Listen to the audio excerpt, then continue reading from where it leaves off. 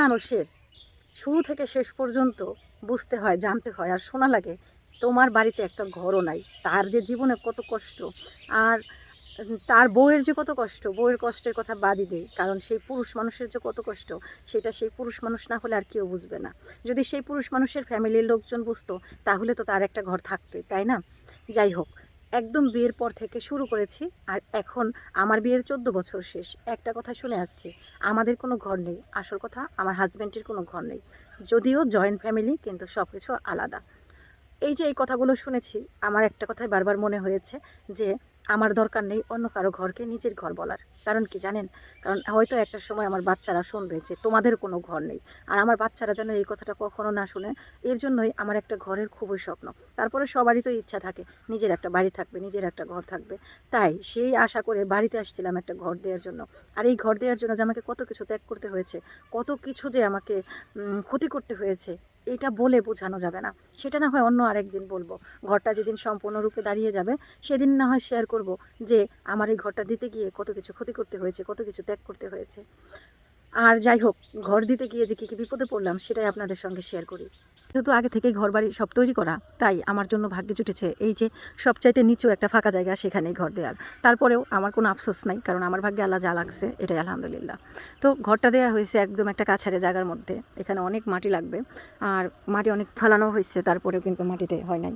আর এই যে এই জায়গাটা আমি নিজের উদ্যোগে নিজের মতো করে নিজের পকেটে টাকা দিয়ে দিছি, কারণ এটা দেওয়ার জন্য অনেকে রাজি হয় নাই, কারণ ঘর দিতে গেলে অনেক টাকা লাগে। আর এই সময় টাকার পরিমাণ যেহেতু হাতে কম, তাই বাড়তি খরচ কেউ করতে চায় না।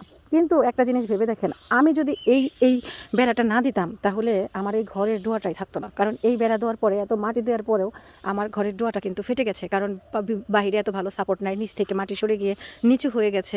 আর এই কাজটা যখন হয়েছে, বিশ্বাস করেন আমার খুবই কষ্ট লাগছে যে আমি ঘরটা দিতে লাগছি আমার সব কিছু শেষ করে, তারপরেও আমার ঘরটা এইভাবে ফেটে গেল। তারপরেও ঘরটা যদি কমপ্লিট হয় তাহলে আমার বাচ্চাদের নিয়ে আমি একটু ভালো থাকবো। ওই যে আমার ছোট ছেলে রাব্বানি রায়ানকে দেখতে পারতেছেন, ওর মনেও প্রশ্ন জাগে, আম্মু আমাদের কেন একটা ঘর নাই? সবারই তো ঘর আছে।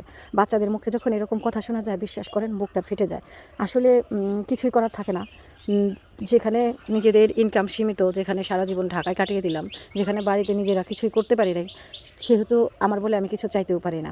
আর অন্যের কোনো কিছুর প্রতি লোভ করা বা আমাকে কেউ ঠকিয়েছে সেটা নিয়ে আফসোস করার মতো মেয়েও আমি না। আমি মনে করি যা কিছু আমার ভাগ্যে নাই তা কখনোই আমার হবে না।